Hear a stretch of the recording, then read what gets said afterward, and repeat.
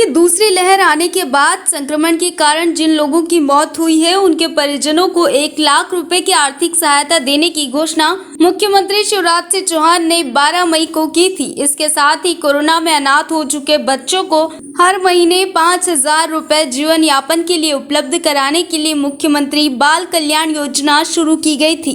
इन घोषणाओं के लिए 3 सप्ताह से ज्यादा का समय बीत चुका है, लेकिन अब तक कोई लिखित आदेश जारी नहीं हो पाया है।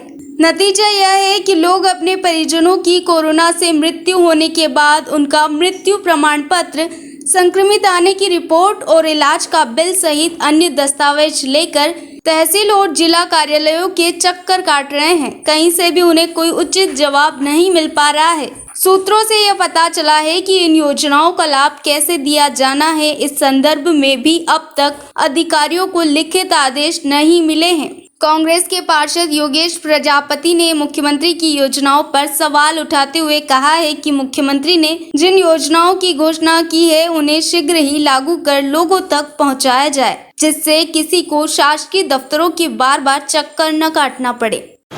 मध्य प्रदेश की भाजपा सरकार, शिवराज सरकार ने कोरोना काल में किस तरह से विपदाओं के अंदर भी किस तरह से लोगों को दुखी किया है, इसका सीधा साधा उदाहरण आपके सामने ये है कि एक तरफ शिवराज सिंह घोषणा करते हैं कि कोरोना काल के अंदर जो भी मृत परिवार है उसका मुखिया अगर खोया होगा तो उस परिवार के व्यक्ति को 1 लाख रुपए दिए जाएंगे, और उसके परिवार में अगर मुखिया के साथ साथ परिवार के दोनों मुखिया खो जाएंगे तो बच्चों को 5,000 रुपये प्रति महीना पेंशन दी जाएगी।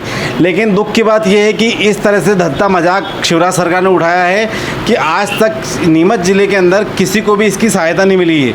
लोग बेचारे जो प्रताड़ित हुए हैं वो आपके कलेक्ट्रेट के चक्कर लगा रहे हैं, नगर पालिका के चक्कर लगा रहे हैं, और चक्कर लगा के और जनप्रतिनिधियों के पास जा रहे हैं, जनप्रतिनिधि उसको इधर उधर भेज रहे हैं। ऐसा ही वाकया मेरे पास भी आज भी आया था कि भाई उसके परिवार के मुखिया माता और पिता दोनों एक्सपायर हो चुके हैं, लेकिन बेचारे बच्चों को चक्कर लगाना पड़ रहे हैं। शिवराज सरकार के राज में नगर पालिका, जिला कलेक्टर में उनको कोई सुनवाई नहीं होगी। एक तरह से सिर्फ मजाक और जनता के साथ खिलवाड़ किया है।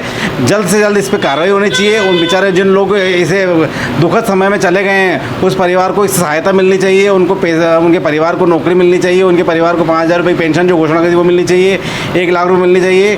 कहीं ना कहीं इस तरह की मजाक शिवराज सरकार के द्वारा की जा रही है। आने वाले समय में इसका हर्जाना शिवराज सरकार को भुगतना पड़ेगा।